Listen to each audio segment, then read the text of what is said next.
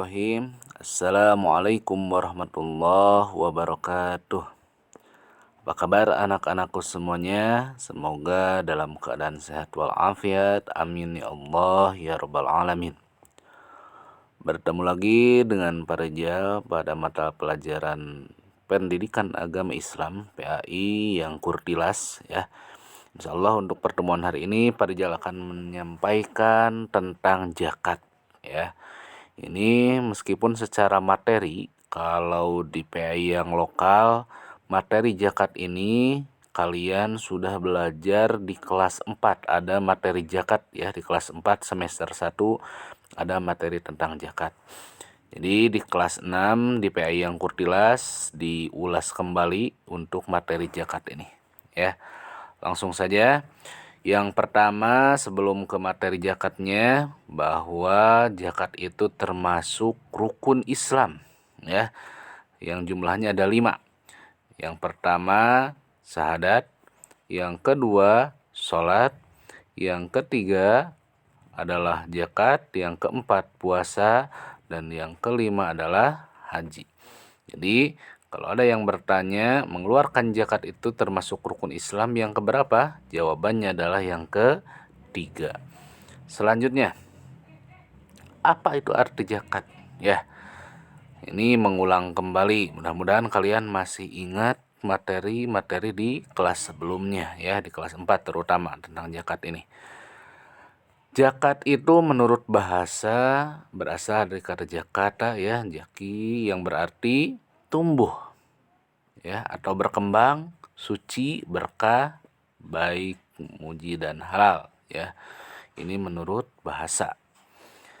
Sedangkan menurut istilah, pengertian zakat adalah mengeluarkan sejumlah harta tertentu ya atau jenisnya yang diwajibkan Allah Subhanahu wa taala untuk diberikan kepada golongan tertentu dengan nilai dan ukuran yang tertentu pula.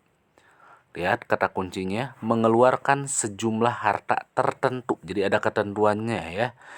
Diwajibkan oleh Allah berarti hukumnya wajib. Diberikannya kepada siapa? Ada golongan tertentu, tidak sembarangan ya. Dan ada aturannya dengan nilai dan ukuran yang tertentu pula. Jadi tidak sembarangan ya. Itu pengertian zakat secara keseluruhan. Nah, berikutnya pembagian zakat ini dibagi menjadi 2. Ada yang dinamakan zakat fitrah, ada yang dinamakan dengan zakat mal. Zakat fitrah ini sering juga disebut zakat jiwa ya atau zakat diri. Sedangkan zakat mal itu disebutnya zakat harta. Jadi sekali lagi, zakat fitrah itu zakat jiwa atau zakat diri, zakat mal itu zakat harta ya. Kita langsung bahas satu persatu. Apa itu zakat fitrah? Zakat fitrah adalah mengeluarkan beras atau bahan makanan pokok lainnya. Ya. Jadi yang dikeluarkan berupa makanan pokok. Kalau kita makanan pokoknya beras, berarti yang dikeluarkan adalah beras. Sebesar 2,5 kilogram atau 3,5 liter. Ini jumlah yang dikeluarkannya. Ya, 2,5 kilogram atau 3,5 liter tiap orang. Ya, per orangnya 2,5 atau 3,5 liter. Nah, yang akan dibagikan kepada orang-orang yang tidak mampu ya, dalam arti tadi ada golongan tertentu yang berhak menerima zakat. Nah, biasanya para amil zakat itu pengurus zakat ya, membagikan zakat fitrah menjelang Idul Fitri agar orang yang tidak mampu dapat bergembira bersama menikmati hari raya Idul Fitri, membahagiakan orang lain ya. Jadi zakat fitrah sangat menolong orang yang tidak mampu, baik mereka yang meminta maupun yang tidak meminta. Kita juga ikut menggembirakan mereka ya, membuat orang lain bahagia. Nah, itu yang dimaksud dengan zakat fitrah. Sekali lagi kata kuncinya, yang dikeluarkan berupa makanan pokok. Dikeluarkannya berapa jumlahnya? 2,5 atau 3,5 liter. Ya, kemudian dibagikannya kepada orang yang tidak mampu atau kegolongan tertentu. Nah, kapan kita waktu membayar zakat ini? Waktu membayar zakat kalian bisa lakukan ketika sudah mulai masuk tanggal 1 Ramadan, sudah bisa ya. Sekarang misalkan hari terakhir sebelum Ramadan ini ya. Nah, besok tanggal 1 Ramadan. Nah, besok berarti sudah bisa mulai membayar zakat fitrah. Ini hukumnya tadi wajib ya. Bagi yang muda, tua, bahkan bayi yang baru lahir pun itu wajib mengeluarkan zakat fitrah. Yang kedua, waktu pembayaran zakat ini adalah sampai menjelang sholat Idul Fitri. Sampai menjelang, di garis bawahi ya. Bukan ketika hari raya Idul Fitrinya, menjelang Idul Fitri. Ya, karena di materi kelas 4 kalian belajar waktu-waktu yang tepat untuk waktu-waktu yang afdol ya untuk membayar zakat. Salah satunya itu pada malam hari atau subuh sebelum pelaksanaan sholat Idul Fitri. Berikutnya, siapa saja yang wajib mengeluarkan zakat fitrah? Nah, ini orang-orang yang wajib mengeluarkan zakat fitrah itu yang pertama harus yang beragama Islam. Baik laki-laki, perempuan, ya, anak-anak lanjut usia maupun yang masih bayi baru lahir itu wajib mengeluarkan zakat fitrah beragama Islam. Yang kedua, memiliki penghasilan yang cukup untuk kebutuhan sehari-hari.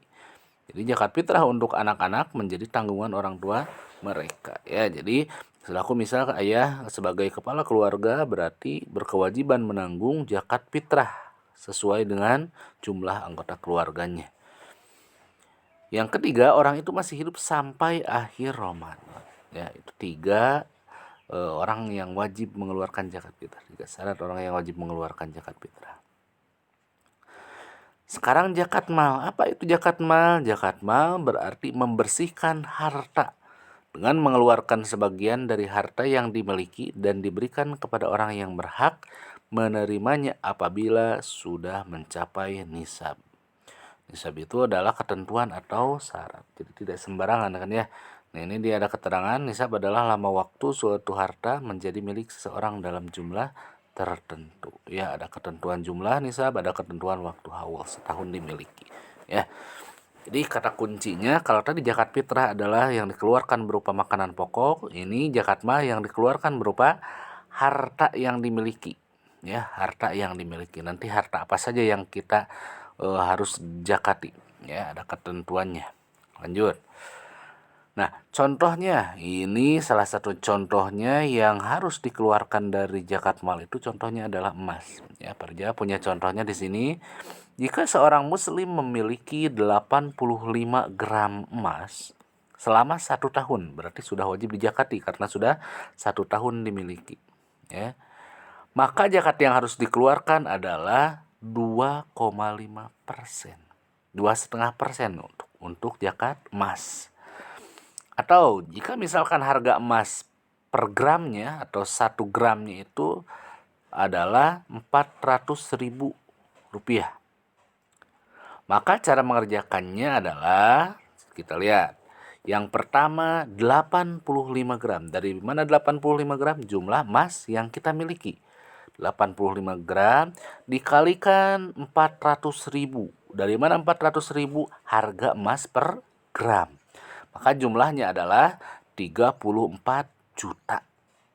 Ya, jadi kalau dikalikan ke uang itu dari 85 gram itu ketika kita membeli per gramnya 400.000 maka emas yang kita miliki senilai dengan 34 juta. Apakah sudah beres sampai sana? Belum. Tadi yang dikeluarkan berapa persen untuk zakat emas? 2,5%. Berarti tinggal berapa? 2,5% atau 25% ya.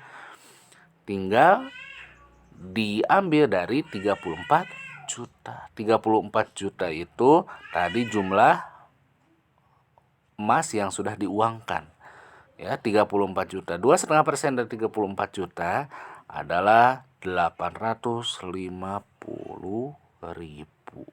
Ya, atau cara pengerjaan matematiknya berarti 25/100 dikali 34 juta. Memperolehlah 850.000. Jadi dari emas yang kita miliki 85 gram ini ternyata yang harus dikeluarkan zakatnya hanya 850.000. Ya. Oke, lanjut. Nah, ini syarat wajib zakat mal. Orang yang wajib mengeluarkan zakat mal yang pertama beragama Islam, sudah jelas. Yang kedua balik dan berakal. Dalam arti tidak gila. Ya, orang yang kaya raya banyak emasnya tapi orang tersebut misal orang gila, itu tidak wajib mengeluarkan zakat mal. Yang kedua milik yang sempurna dalam arti milik sendiri, bukan ada harta orang lain misalkan tercampur, harus murni utuh semuanya adalah milik kita sendiri. Yang berikutnya mencapai nisab. Barang yang dimiliki cukup, sudah mencukupi 1 tahun. Dan yang terakhir termasuk barang yang wajib dijakati. Ya, tadi ada ketentuan barang-barang yang wajib dijakati nanti. Nah, untuk rukun zakat sendiri ini baik zakat fitrah atau zakat mal, yang pertama kita harus niat. Ya, niat mengeluarkan zakat. Ya, apalagi tadi zakat fitrah hukumnya wajib. Yang kedua adalah muzaki. Apa itu muzaki? Muzaki itu adalah orang yang mengeluarkan zakat. Orang yang berzakatnya disebut muzaki. Dan yang ketiga adalah mustahik. Apa mustahik? Mustahik adalah orang yang berhak menerima zakat. Ada muzaki, ada mustahik. Ya.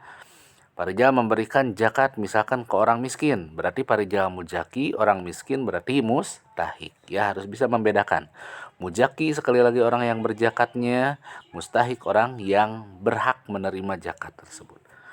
Dan yang keempat adalah harta yang dizakatkan. Selanjutnya jenis harta yang wajib dizakatkan itu yang pertama contohnya emas dan perak yang disimpan. Ya, emas dan perak yang disimpan. Yang kedua, uang simpanan yang telah mencapai 1 tahun. Yang ketiga, harta atau uang yang diperoleh dari usaha berdagang, kata kuncinya berdagang ya, hasil berdagang. Yang keempat, hasil pertanian. Yang kelima, binatang ternak. Ada ketentuannya, binatang ternak tidak semuanya. Contohnya kambing, sapi, kerbau dan sebagainya. Barang temuan, misalnya perhiasan, uang logam yang terbuat dari emas. Itu jenis harta yang wajib dizakatkan. Nah, selanjutnya orang yang berhak menerima zakat tadi atau disebut mustahik zakat. Nah, ini ada ya, orang yang berhak menerima zakat disebut mustahik zakat. Siapa saja? Ini sudah jelas disebutkan oleh Allah Subhanahu wa taala di dalam surat At-Taubah ayat 60. Ada 8 asnaf, ada 8 golongan orang yang berhak menerima zakat. Kita langsung bahas saja satu persatu. Yang pertama, sesuai dengan surat At-Taubah tadi, orang yang berhak menerima zakat, yang pertama adalah orang fakir. Siapa orang fakir itu? Orang yang tidak memiliki harta dan usaha untuk memenuhi kebutuhan hidupnya. Tidak punya harta, tidak punya usaha. Ini orang fakir, berhak menerima zakat. Yang kedua, miskin. Orang miskin itu yang mempunyai pekerjaan tetapi tidak mencukupi. Kalau fakir tadi tidak punya pekerjaan, tidak punya usaha, tidak punya harta apalagi. Kalau miskin punya pekerjaan hanya tidak mencukupi kebutuhan hidupnya. Itu disebut orang miskin. Maka berhak juga menerima zakat. Yang ketiga adalah amil. Amil itu adalah orang yang bertugas untuk mengumpulkan atau membagikan zakat atau disebut panitia zakat. Ya, amil. Berhak menerima zakat. Yang keempat, mu'alaf, orang yang baru masuk Islam dan imannya masih lemah. Itu berhak menerima zakat. Yang kelima adalah riqab. Apa itu riqab? Riqab adalah hamba sahaya yang dijanjikan tuannya akan dimerdekakan dengan membayar tebusan. Ya. Yang berikutnya adalah gorim, orang yang terlilit hutang untuk keperluan di jalan Allah. Ini berhak ya. Berhutang untuk keperluan di jalan Allah. Ini berhak menerima zakat. Yang ketujuh, sabilillah, yaitu orang-orang yang berjuang di jalan Allah atau melakukan usaha untuk menegakkan agama Allah. Ini berhak menerima zakat juga.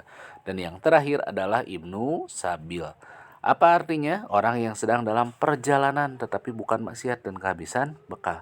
Perjalanannya untuk berangkat ke hal yang baik ya. Itu kalau di perjalanan kehabisan bekal maka berhak menerima zakat. Jadi ada 8 orang yang berhak menerima zakat. Tadi ada fakir, miskin, kemudian mu'alaf, riqab, gorim, sabilillah, dan ibnu sabil. Ya. Nah, hikmah berzakat, dengan kita berzakat yang pertama membersihkan harta dan jiwa. Ya. pembayar dari sifat kikir, tamak, atau rakus, membersihkan harta dan jiwa. Tadi zakat mal, zakat harta, membersihkan harta kita. Zakat fitrah, zakat diri atau zakat jiwa, membersihkan jiwa kita, ya, dari sifat-sifat yang buruk. Yang kedua, membantu orang yang kesusahan atau kesulitan dari segi ekonomi, saling membantu, saling menolong. Yang ketiga, mendorong manusia untuk berjiwa sosial dan peduli kepada sesama. Kita tidak boleh egois. Kita enak-enak sendiri, makan kenyang, harta melimpah, tetapi orang lain kelaparan, itu berarti tidak meyakini hikmah berzakat tersebut. Yang keempat, mendorong manusia untuk bersikap jujur dan bertanggung jawab atas harta yang dimilikinya. Dan yang terakhir, mengingatkan manusia bahwa harta kekayaan hanyalah titipan dari Allah. Tidak ada yang murni, yang mutlak, semua milik kita, gak ada. Ya, semuanya itu hanya titipan dari Allah. Ya, makanya kita harus senantiasa melaksanakan apa yang diperintahkan oleh Allah. Salah satunya adalah mengeluarkan zakat yang merupakan salah satu rukun Islam. Ya. Baik, hanya itu yang Parija dapat sampaikan untuk materi zakat ini. Mudah-mudahan kalian paham dan mengerti apa yang disampaikan sama Parija. Marilah kita tutup dengan bacaan hamdalah sama-sama. Alhamdulillahirabbil alamin. Akhirul kalam. Wassalamualaikum warahmatullahi wabarakatuh.